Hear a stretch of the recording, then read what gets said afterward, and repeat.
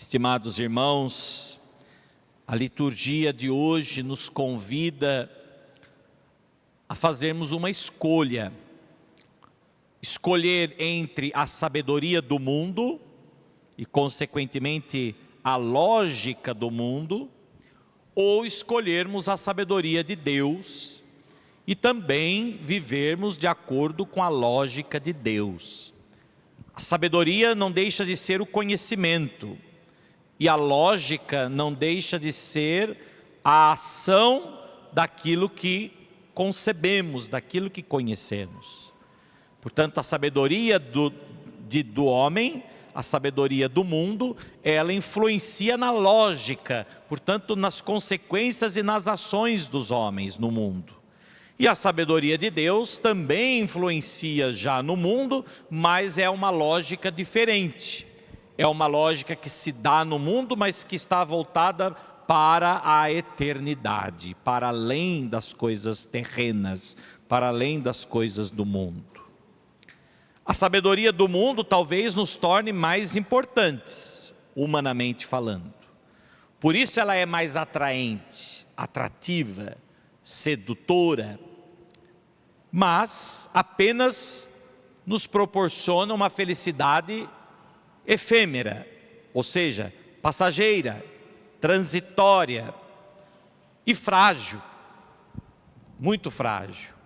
Nós ouvimos isso nas leituras de hoje, quando nós falamos justamente desta felicidade ilusória que o homem tem, essa ilusão que o homem tem de uma felicidade que está nas coisas do mundo. São Tiago, na segunda leitura mesmo, nos fala: cobiçais, mas não conseguis ter, matais e cultivais inveja, mas não conseguis êxito, brigais e fazeis guerras, mas não conseguis possuir, e a razão está em que não pedis.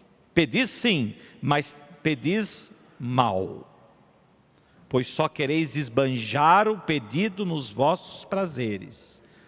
Muitas vezes o que nós pedimos a Deus não é segundo a lógica de Deus.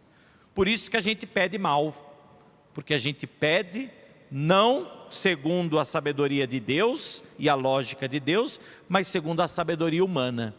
E por isso aquilo que nós pedimos, ao invés de nos trazer paz, serenidade, consolação, muito pelo contrário, nos traz a ansiedade, nos traz a angústia. E por isso, e aqui está a fragilidade das coisas da terra, a fragilidade dessa felicidade efêmera, passageira, transitória, em que nós muitas vezes nos apoiamos. Meus irmãos, o evangelho de hoje nos mostra justamente os discípulos também estavam como que ainda incompreendidos ou ainda estavam equivocados, essa é a palavra. Os discípulos estavam equivocados. Eles estavam ainda querendo compreender Jesus, querendo compreender o evangelho, querendo compreender a lógica de Jesus a partir de uma lógica humana, querendo interpretar a sabedoria de Deus manifestada em Jesus Cristo segundo a sabedoria dos homens. Por isso vejam, enquanto Jesus está falando da lógica de Deus, que é a cruz, porque a cruz é a lógica de Deus. Qual é a lógica de Deus? A lógica de Deus é fazer a vontade de Deus, fazer a vontade do Pai, e por amor, fazer a vontade do Pai, por amor aceitar, existindo em condição divina, ele aceitou se fazer igual aos homens, em tudo igual aos homens, menos no pecado.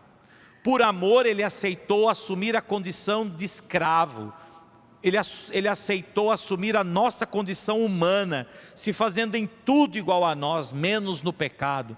Portanto, a lógica de Deus é a lógica da entrega, do esvaziamento, da imolação, da humilhação. A lógica de Deus é da humildade.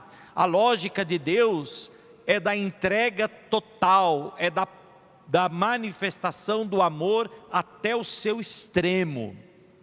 Essa é a lógica de Deus. A lógica de Deus, a sabedoria de Deus é a sabedoria da cruz. Qual é a sabedoria da cruz? O que é a cruz? A cruz não é a condenação, mas pelo contrário, a cruz é a entrega, é a prova maior do amor que Deus tem por nós. Ele aceitou morrer na cruz, Ele aceitou se fazer homem, em tudo igual a nós, menos no pecado. Ele aceitou participar da nossa condição humana, Ele aceitou experimentar todas as privações pelas quais o homem passa, pelas quais o homem vive, e aceitou até o extremo da cruz, por amor dos homens. Meus irmãos, é uma lógica muito diferente da lógica do mundo. A lógica de Jesus é a lógica da cruz. A lógica do homem qual é? Os discípulos ainda estavam como que impregnados dessa lógica, dessa sabedoria. Eles se achavam muito sábios nas coisas do mundo, por isso que eles discutiam pelo caminho quem era o maior, quem era o mais importante dentre eles, quem ia assumir o cargo de maior importância dentre eles, quem ia sentar-se à direita, quem ia sentar-se à esquerda. Olha a mentalidade. Mesmo estando com Jesus, ainda não haviam, de certa forma, deixado se impregnar pela sabedoria de Deus, pela lógica de Jesus e do reino, mas ainda estavam impregnados pela lógica do mundo, pela cultura do mundo, pela ideologia do mundo, pelas coisas terrenas. E por isso que quando Jesus fala de cruz, eles não compreendem, ou se compreendem, ficam escandalizados. E o que Jesus disse no domingo passado para Pedro? Olha, quem pensa como os homens, não pode seguir Jesus, não pode me seguir. Tu não pensas como Deus, tu pensas como os homens. É a lógica do homem que prevalece, é a lógica terrena que prevalece, a lógica que busca não entregar-se, não doar a vida por amor até o extremo, mas pelo contrário, busca glórias, triunfalismos humanos, busca ser reconhecido humanamente falando, busca ser elevado humanamente falando. Vocês preferem as honras, vocês preferem os privilégios, vocês preferem o poder, e não a glória eterna, que passa pela cruz, que passa pela entrega, que passa pela doação, porque quanto mais vocês se apegam a este mundo, mais longe da vida eterna vocês ficam, mais longe da vida eterna vocês estão, porque a vida eterna significa justamente em aprender a desprender-se das coisas da terra. A vida eterna significa justamente em aprender a pensar como Deus pensa, a usar da lógica de Deus, a usar da verdadeira sabedoria, que é o amor. Só o amor permanece, só o amor prevalece acima de tudo. Meus irmãos, a ilusão dos apóstolos é também a nossa ilusão. Muitas vezes nós buscamos a felicidade nas coisas terrenas, nas posições sociais, nos cargos, nas funções. E isso é um verdadeiro equívoco, uma verdadeira ilusão. Nós que temos um pouquinho mais de vida já, depois dos 40, a gente já começa a perceber isso. Nós que já tivemos a oportunidade de assumir alguma função, de assumir alguma posição, talvez na comunidade, na sociedade, que seja, enfim, sabemos disso. Mas há muitas pessoas ainda que buscam tudo isso, porque acreditam que nisso está a sua felicidade. Mas na verdade não, é nisso que está a sua ansiedade. Porque na verdade, isso é o que lhe causa muitas vezes ansiedade, frustrações, angústia. O homem que vive de metas não é um homem feliz, ou é?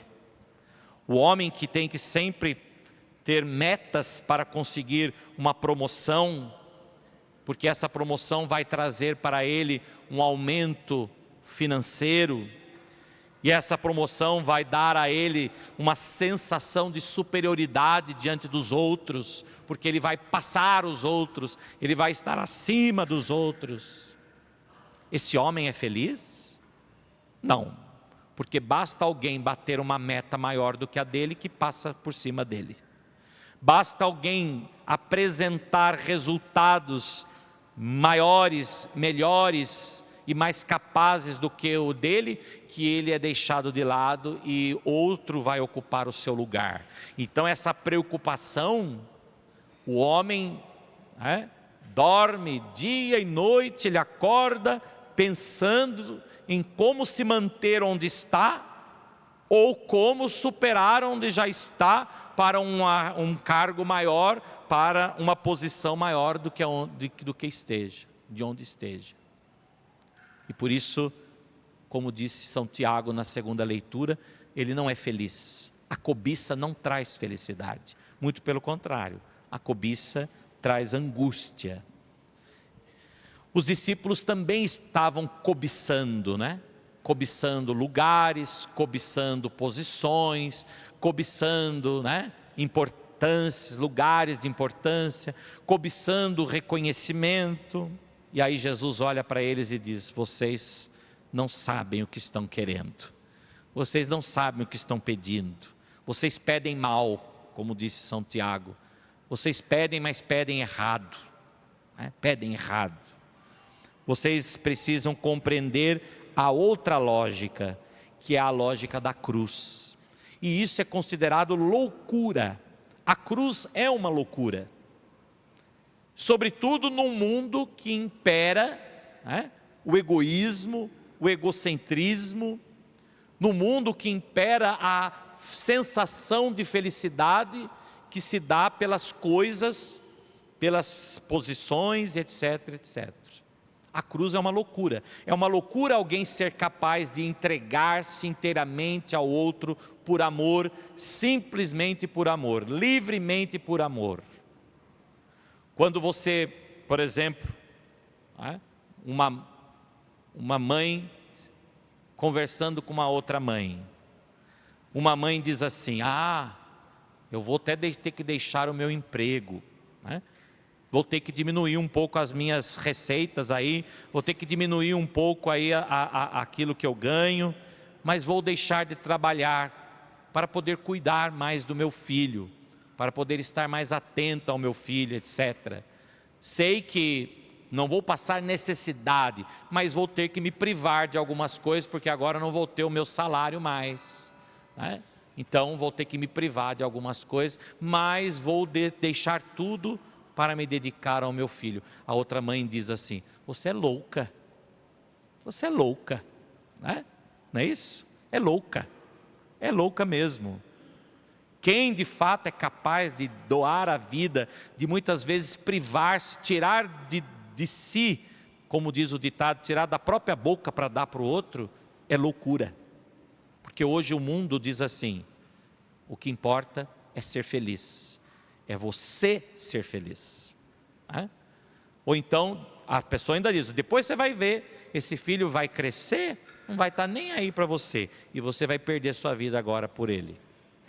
Olha a lógica do mundo, olha a sabedoria do mundo, não a sabedoria de Deus, porque Jesus morreu na cruz por nós, sabendo que muitas vezes, aliás, sabendo não, mesmo na hora da crucificação, tinha muitos que ali ainda viravam as costas para ele, não reconheceram esse amor. E é verdade, o verdadeiro amor não busca reconhecimento.